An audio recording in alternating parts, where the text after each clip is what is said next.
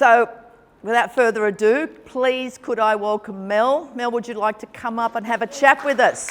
Thank you so much. Hi everybody, thanks for coming tonight. I was going to talk about my story, and this is the first time I've ever done this, talked about my story to a public forum. So going back to, I guess, 2019, I started to get involved with an organisation called Northern Beaches Network for Suicide Prevention. And because a very close friend of mine had been on suicide watch, so I thought I'd better go on, get involved with this and help somehow. Anyway, so we were going to monthly meetings, and then in 2020, March 2020, I read about a girl in our area who was 15 who had died by suicide. Same age as my daughter, and I just felt like I was angry. I got angry. I was really thought, something's wrong. Why is this happening in our community, in our society? So I put something on Facebook, and probably if I'd thought about it for longer, I might not have said it the way I did, but I was pretty angry, and I said, what are we going to do about this? We've got to get in there and stop this happening, you know. And we'd already lost a few kids the year before, same sort of age, to suicide in the area. And nearly 200 people responded saying, yes, we want to do something, we want to help. So I got their phone numbers and emails and put them into a database and said to them I'd keep in touch with you all and we'll make something happen. Wasn't sure what it was going to be, but we would get something going on. I felt like we needed something that was in the community that anybody could go to at any time if they're feeling down. Didn't know what it was going to look like, but that was what I was thinking. So took that back to our Northern Beaches Care, it became Northern Beaches Cares, our network, and talked about it. It wasn't received all that well at the time. They were saying, oh, well, there's things in Avalon, there's this, that and the other. And I said, yeah, but whatever we've got now, it's not really working, is it? You know, ED department, that doesn't work, all that sort of thing. So we started talking about it each month, and I got a few people together and we made our own little, a smaller group and started looking into options. Claire helped us find Roses in the Ocean, who were instrumental in getting safe havens all over New South Wales and other places in Australia. Yep. That are connected to the hospital with a clinical help. But we wanted to go non-clinical and have something called a safe space. In the middle of all that, COVID happened. And we're still in 2020, I decided, I'm in the fashion industry, and I decided to spend up big, buy lots of great clothing and sell into the shop for the formal season. But COVID happened a week after. 24th of February I placed the order, and early March it all went pear-shaped, along with this girl having decided that she was, that's this girl dying. And managed to get through that season. I was pretty down in the dumps, but managed to get through it because I'm sort of doing it on my own. And then everyone said next year's going to be a great year for the wedding season and the formal season because no one could do anything this year. All the weddings will be carried over. So, right, okay. Buy a heap more stock. Got in, came around to the next season. It was starting to pick up. 26th of June, I'm in my shop. One of the customers says, they've just told us we're all going into lockdown on Monday. I was devastated. But I thought, well, I'll keep myself busy. And I painted the back veranda, read a really good book, and then at the end of that, it's like the 10th of July, I'm sitting there going, what can I do now? I live on my own, can't go anywhere. And I decided then and there I couldn't handle the pain anymore. It was in my head, it was in my chest.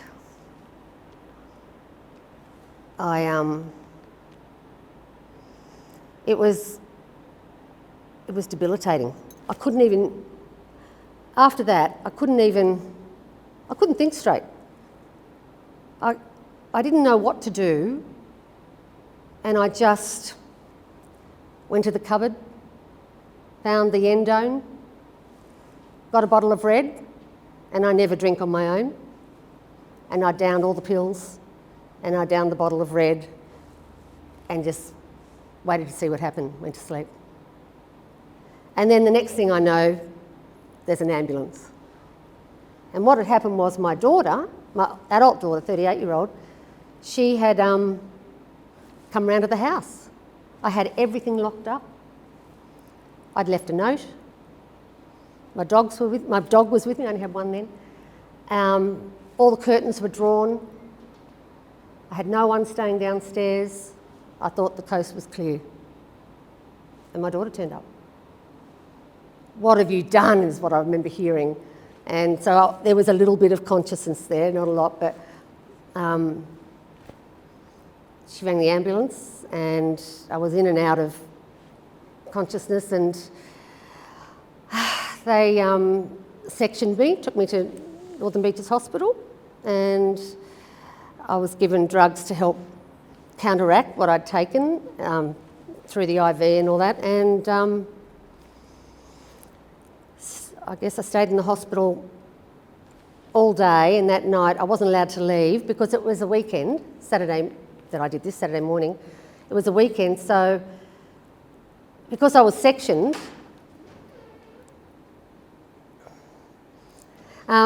because I was sectioned, I wasn't free to leave until I saw a psychiatrist. And there was no psychiatrist going to come on until Monday. So I was put into short stay psychiatric ward, locked ward, and it was terrible. It was bright white, like it was just such a shock. Bright white lights. The furniture was all nailed to the floor and the walls. There was no privacy. You didn't have your own rooms. There was no knobs on the phones taken off you. And my moisturiser was taken. Everything was taken away from me. And there was absolutely nothing to do. There was pencils for colouring in, but most of them were blunt because you can't have a sharpener in a place like that. So there was just absolutely nothing to do. And the staff were locked behind black glass windows on one side of the ward. And I met these two kids in there, an 18-year-old and a 24-year-old, and we got talking to each other when we were trying to do our colouring in. And they said, "Mel, why do you think they're locked in there?" And I said, "Well, I don't know, I suppose to keep them safe." And they said, "So that means there must be people that come in here that aren't particularly safe, that are dangerous. What happens to us then?" And I thought, yeah, I hadn't thought about that, because I wasn't scared about that. But these young kids, I thought, how do they relax here? How do they even calm down? They'll be just on alert the whole time. So I thought that was pretty bad. And we just kept each other going. The three of us talked to each other, you know, until Monday morning, and we all saw the psychiatrist. And by that time, you would say anything you could to get out of the joint. And lots of people have been known to do that and then go home and suicide. And so that day when I went home, my daughter took me home. I sat back in that same lounge room. My daughter had gone downstairs to do something. I sat back in that same lounge room and looked around and went, I'm back where I was the other day. And I just burst into tears and I thought, nothing's changed. The hospital hadn't given me any, there was no sort of, no one talking to me. They were just keeping me safe. They were just stopping me from killing myself. But they didn't give me any advice. All they wanted to know was that I was safe. So my daughter she knew I couldn't be left alone, especially after that happening, seeing how I was when I went back home. So she rang my brother who lives in Newcastle, and he came down, left his family and came down to stay with me until they worked something out. And then I got he got organised an appointment with my psychiatrist, who I had because I was diagnosed with ADHD a couple of years ago. And when I went in and saw so it was the Monday that I went back home, it was the Thursday I got to see the psychiatrist, and he said, "You're a bit early, Mel, for your meds appointment.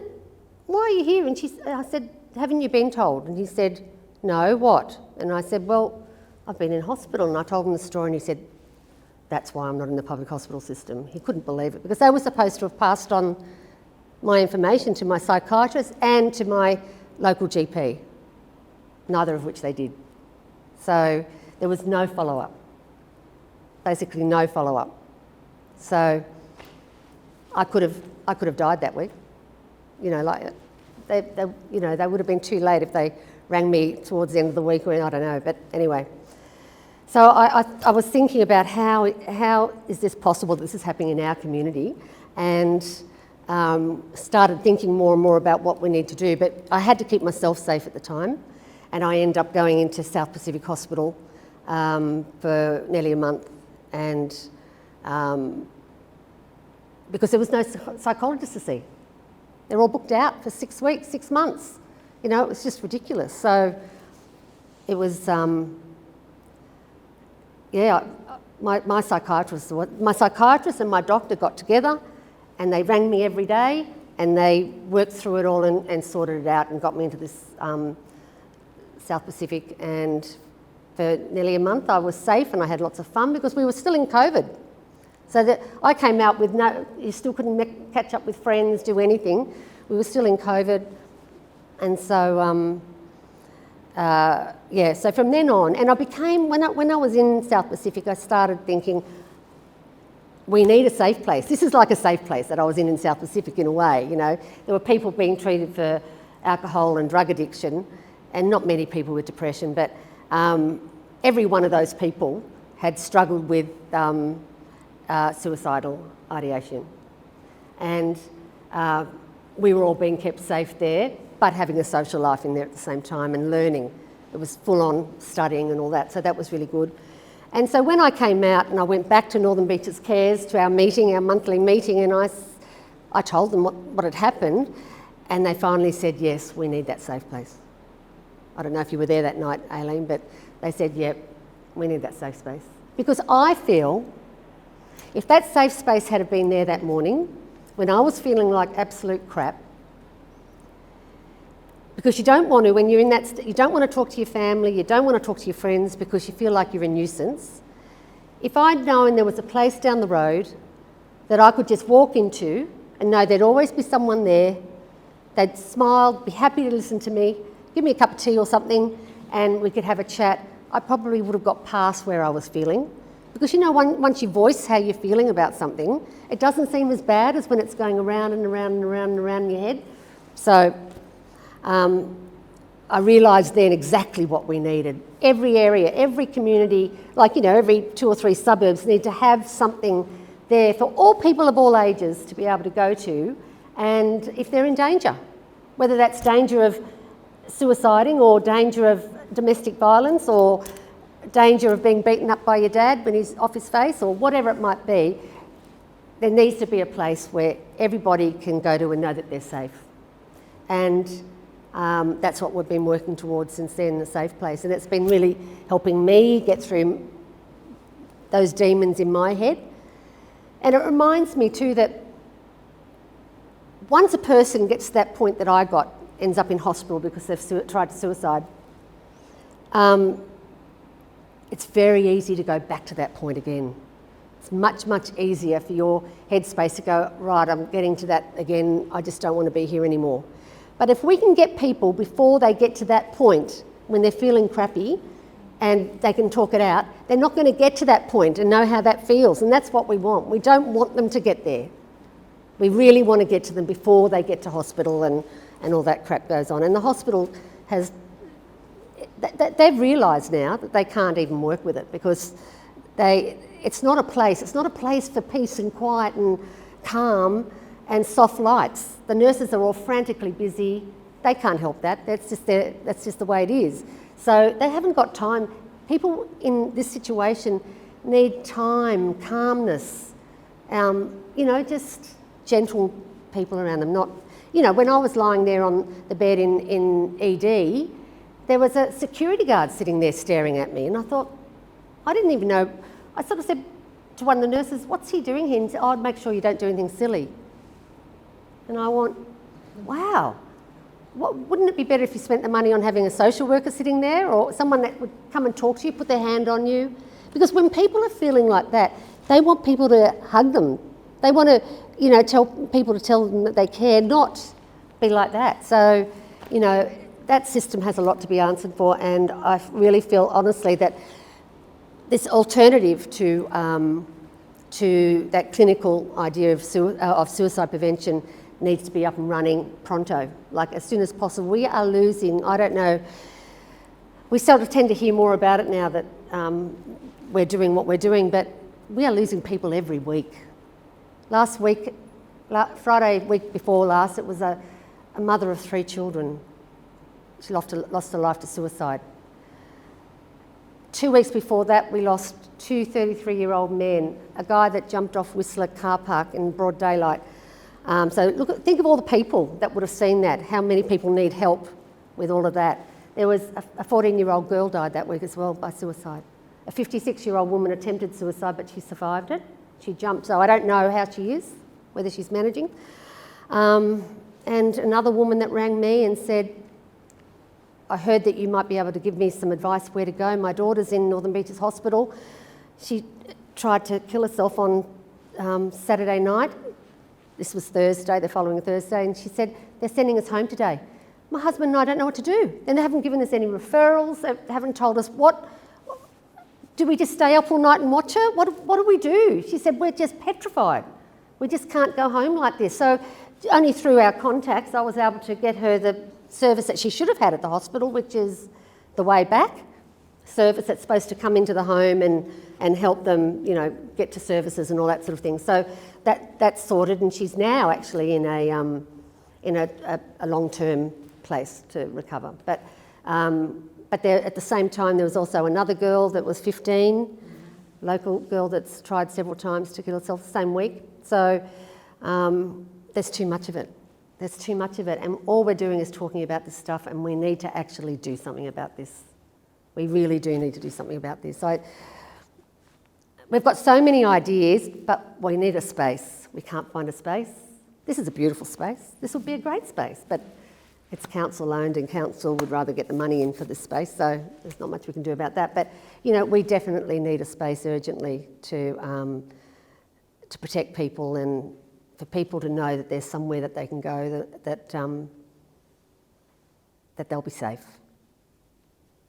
And we want to be able to run workshops and things like that, and encourage the guys and have barbecues, encourage the, men that don't like to talk about this sort of stuff, encourage them to talk to each other about it. This sort of size would be a great space because you could run workshops here, you could have a couple of breakout rooms, and you've got a veranda, you could have barbecues on and things like that.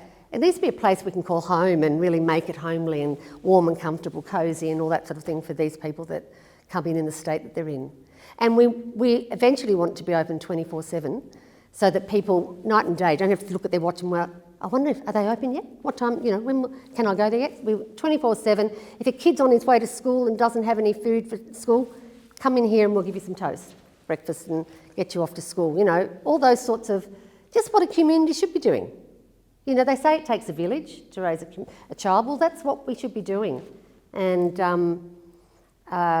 there's a lot we can do once we've got a space. So that space, at the moment, I don't even care if it's a small office like this, it's something to start with. But, we want to be able to bake muffins, teach men how to cook if they can't cook. All those, there's so many things we can do.